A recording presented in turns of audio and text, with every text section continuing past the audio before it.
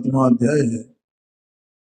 और इसमें जैसा प्रारंभ में अपन ने जाना था कि इसमें जो जीव जैनी हैं और जनाज्ञा को मानने वाले हैं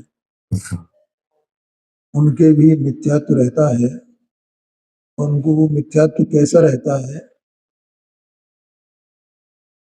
उसको यहाँ पंडित साहब ने बताया है। और ऐसी जैनी मिथ्या दृष्टि वे 4 प्रकार के बताए गए हैं। तो निश्चयभाषी, व्यवहाराभासी, उभयभाषी और सम्यक्त सन्मुख मिथ्या दृष्टि। तो देखो, निश्चयभाषी व्यवहाराभासी के बाद जैसा मैंने पहले बताया था, उभयभाषी मिथ्या दृष्टि का प्रकरण थोड़ा और पेचीदा है। तो उनमें तो एक एक एकांत है, तो वो तो सरलता से सब समझ में आ जाता है। लेकिन उभयवासी का जो है वो थोड़ा पेचीदा है। अपने को ऐसा लगता है तो दोनों को पालन करता है, ये तो ज्ञानी है, ये ज्ञान। तो अपन स्वयं अज्ञानी भी है ना। तो जो अपन अज्ञानी है तो दूसरे के अज्ञान को अपन नहीं पहचान पाते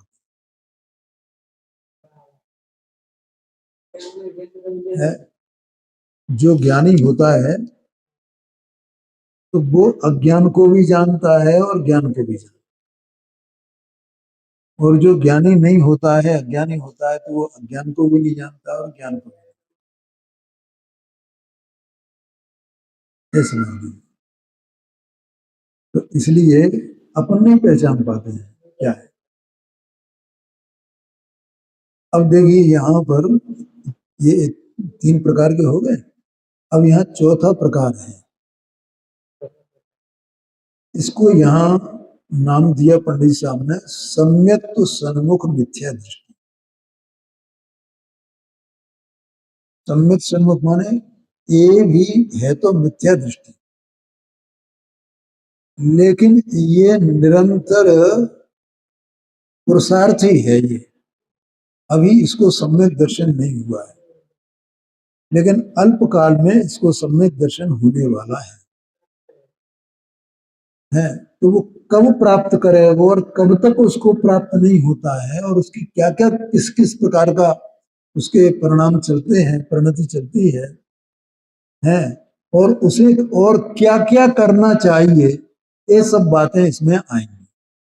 ठीक है, तो उसकी चर्चा है। 5 लब्धियों की भी चर्चा इसमें आएगी।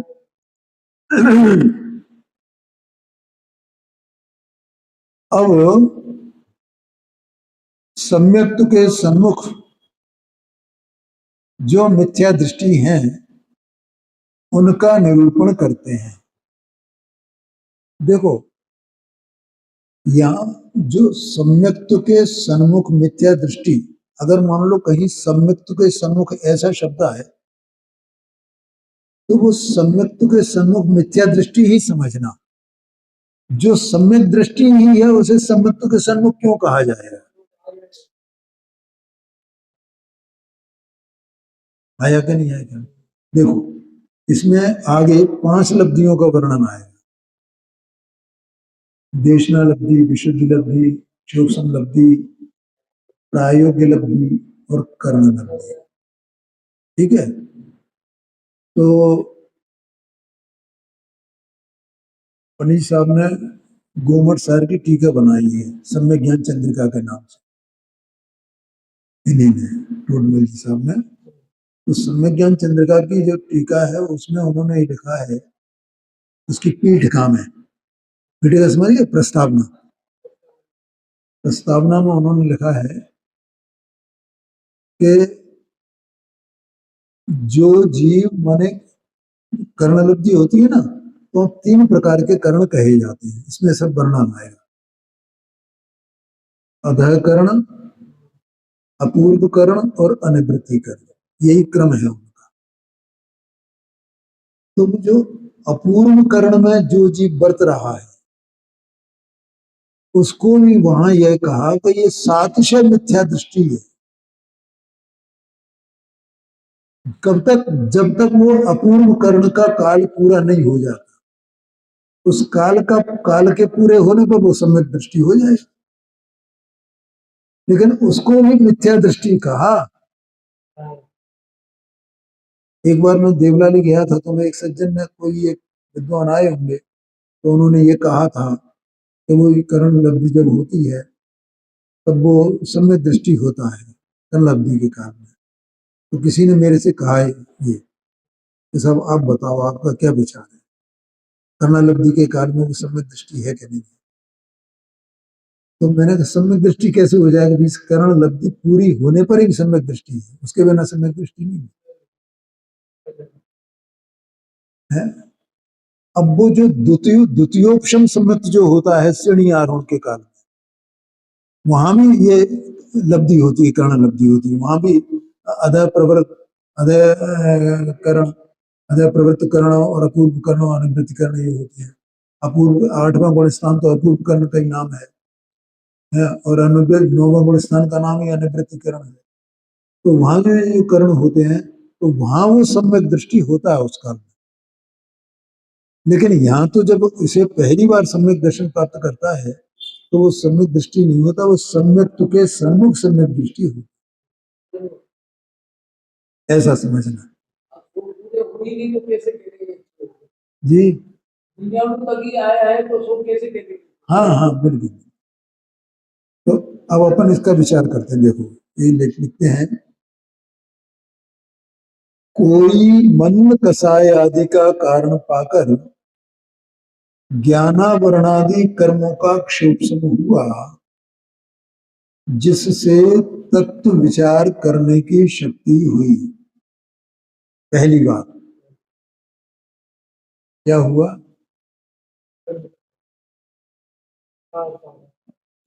हाँ, जीव अपने जीव चेतन वस्तु है, तो ये इसका संसार में परिभ्रमण चल रहा है अनादि से, ठीक है। तो इसको ये तत्व निर्णय का मौका ही नहीं मिला है। अब ये संगी पंचेंद्रीय हुए, और वहां भी इसको तत्व निर्णय करने की शक्ति रूप जो क्षोभसम ज्ञान है, उतना उपलब्ध हो, इसे इतनी शक्ति हो ज्ञान की कि वो तत्व निर्णय कर सके।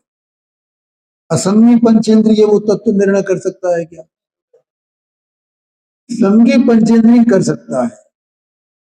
तो इसका मतलब ये हुआ कि जो ये जिसको जो क्षोभसम होता है ज्ञान का, तो जिससे इतनी शक्ति हो कि तत्व निर्णय करने की शक्ति, अभी तो शक्ति की बात कर रहे हैं, तत्व निर्णय करने की शक्ति। और ये समझ लेना, ऐसी शक्ति बहुत जीवों को है, जो यहां नहीं बैठे हैं उनको भी है। शक्ति तो है, लेकिन उनको दूसरी जो और भी जो सुविधाएं होनी चाहिए, वे उन्हें नहीं है, वे नहीं मिली है, उन्हें वो रुचि नहीं मिली है। ये अगला पॉइंट आएगा इसमें, है ये अभी तो पहला पॉइंट है, तो दूसरा पॉइंट क्या है, वो अभी जो उनको नहीं मिला है और अपने को मिला है, वो अभी बात आ गई। ठीक है भैया, तो पहला पॉइंट क्या है कि ज्ञानावरणीय कर्म का क्षोभ सम हुआ, ज्ञानावरणादि कर्मों का, ज्ञानावरण ज्ञानावरणी का, दर्शनावरणी का और अंतराय का। अंतराय का क्यों, तो वो उसका शक्ति प्रकट होनी चाहिए ना, वीर्यांतराय कर्म का क्षोभ सम होना चाहिए, तब इसको शक्ति हुई, इसलिए ज्ञानावरण आदि में तीनों आ गए। और ये सब कैसे होता है, कोई मंद कसाय आदि का कारण पाकर, मैंने कभी इसने कोई ऐसी मंद कसाई की जीव ने, क्योंकि इनके ज्ञानावरणादि कर्मों का बंध अपन जो होता है ना, इनका आश्रय बंध होता है, वो तत्व सूत्र से अपने को पता चलेगा कि हमें ज्ञानावरणी कर्म का, दर्शनावरणी कर्म का, अंतराय कर्म का, मोहिनी कर्म का बंध किस कारण से होता है, 6वें अध्याय में दिया है तत्व सूत्र में। समझ में आ रही है? तो ऐसे वो काम हमने नहीं किए हुए, नहीं किए होंगे कभी, जिनसे ज्ञानावरणी कर्म का और दर्शनावरणी कर्म का ऐसा आश्रय और बंध होता। वहां कोई हमें मंद कसाई की और ऐसी जिनवाणी की या सच्चे मत की कोई विराधना नहीं की, ज्ञानियों की विराधना नहीं की। समझ में आया कि नहीं आया? ऐसा वो ज्ञानियों की विराधना नहीं की, इसका मतलब मंद कसाई की है। अगर हमें तीव्र कसाई होती तो ज्ञानियों की विराधना करते, शास्त्र की विराधना करते। वो भील का वो जो वो उसका तो अपने को वो वर्तमान युग में आते ही है कि जंगल जल रहा था और वो एक कोई शास्त्र वहां रखा हुआ था, वो भील वहां पहुंचा और कि ये तो कोई विशेष बात है इसमें, तो उसको ले उठा के ले गया है और वो छोड़ देता, विराधना कर देता, क्या होगा? लेकिन उनको कुछ कुछ लगा उसे, तो कसाई की मंदता हुई ना उसकी। ऐसे भैया अपन ने कोई कसाई की मंदता की, उसके कारण से ज्ञानावरणादि कर्म का क्षोभ हुआ और उस क्षोभ से एक तत्व निर्णय करने की शक्ति प्राप्त हुई। एक बात। दूसरी बात, मोह मंद हुआ। क्या कहा? मोह मंद हुआ। अब जो जो लोग यहाँ नहीं बैठ रहे हैं ना, उनका मोह मंद नहीं है भैया। क्या कहा? उनका बोलो, अपन क्या करें? अपन उनका दोष ढूंढे? अरे साहब ये यहाँ स्वाध्याय चलता है, इतना बढ़िया चलता है, फलाना है, कोई यहाँ बैठते ही नहीं। क्या करेंगे अपन करके? हमारे ये सब करने से या आकुलता करने से क्या होगा? जैसे मैंने कल आपको बताया था, होएगा क्या? उनका वो मंद नहीं है विचारों का, तो कैसे उनको रुचि लगी, कैसे समझे? वो मंद हुआ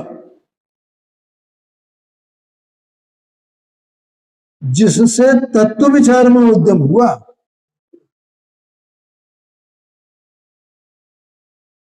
आया कि नहीं आया ख्याल में?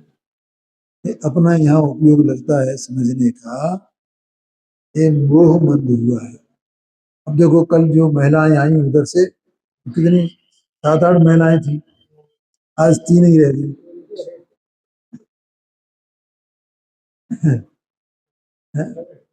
अब 3 के लिए अपने को क्लास चलानी पड़ रही है। जो समझे सही समझे। हो सकता है उनका कोई काम आज आ गया हो सकता है कल आ जाए नहीं।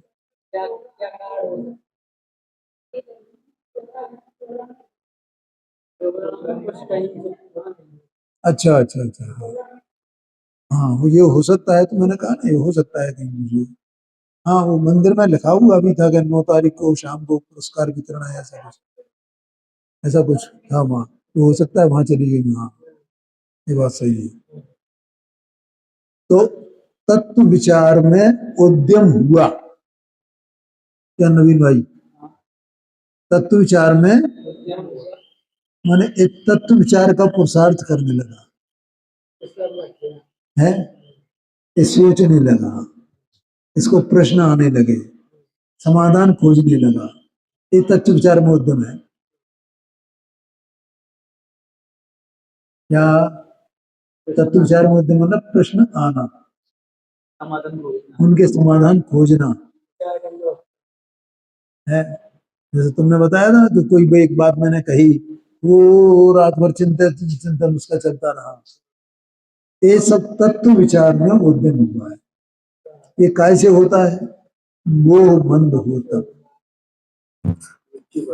हाँ जी, मोह माने दर्शन मोह। मोह तो 2 प्रकार का है ना, दर्शन मोह और चारित्र मोह। चारित्र मोह माने कसाय और दर्शन मोह माने मिथ्यात्व। मिथ्यात्व मंद हुआ है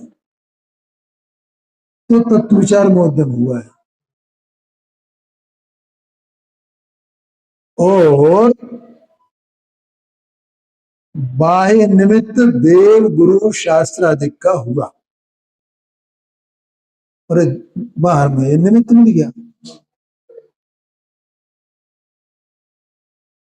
उनसे सच्चे उपदेश का लाभ हुआ। उनसे सच्चा उपदेश मिला, सच्चा यथार्थ, उससे लाभ हुआ। तो मतलब ये देखो कि ये जीव भी कितना गहर मोह में पड़ा हुआ है। मोह महामद पियो अनाथ। कैसे कि हम जो है अपने देव को भी पूज रहे हैं और उन देवी देवताओं को भी पूज रहे हैं। अब वे हमारे घर के हैं, वे हमारे बाहर के हैं। और सब भैया ठीक है, औरों को नहीं पूछना, घर को तो पूछना ही पड़ेगा ना। क्यों? घर के हैं ना। क्यों साहब वकील साहब, आपके यहाँ भी घर के वो बाहर के होते हैं क्या? हमारे यहाँ तो होते हैं।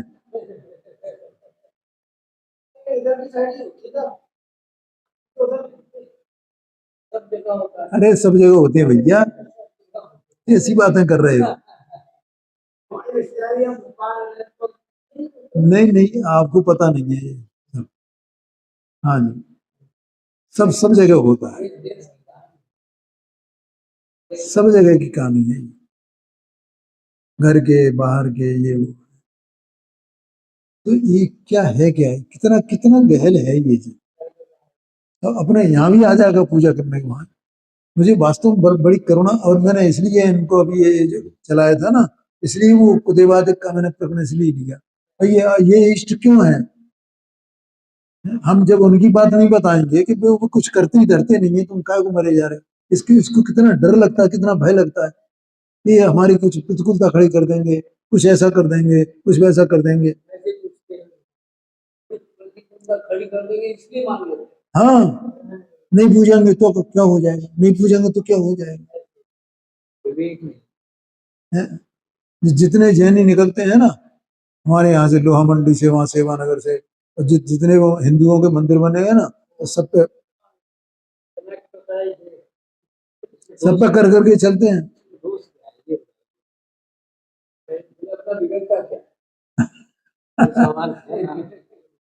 है? कोई सम्मान करने में क्या परेशानी? हाँ, सम्मान, सम्मान किसका किया जाता है? किसका सम्मान किया जाता है? बताओ, क्यों सम्मान करना चाहते हो? आपका प्रयोजन क्या है सम्मान करने के पीछे? बड़े हैं तो बड़ों का सम्मान। कैसे बड़े हैं वे? कौन से हिसाब से बड़े हैं? तुम कौन हो और वे कौन है? बताओ मुझे। अगर तुम ये तत्व में उद्यम कर रहे हो और वे उस तत्व का भी उद्यम नहीं कर रहे हैं, तो तुम बड़े हुए कि वे बड़े हुए? बताओ मुझे। हुए बड़े? वे कैसे भी बड़े नहीं है। जैसे रागी द्वेषी मोही हम, वैसे भी रागी द्वेषी मोही। तो हमसे बड़े कैसे हो गए? कोई भी हुए, हमारे घर क्यों है कि बाहर क्यों है? बताओ। और इस सामने इसमें लिखा है, अपन ने छठवां अधिकार पढ़ा था ना, इसमें छठवां अधिकार पढ़ा था कि नहीं पढ़ा था? स्वाध्याय किया था। हाँ, तो क्या है ये जो, मतलब जो व्यंत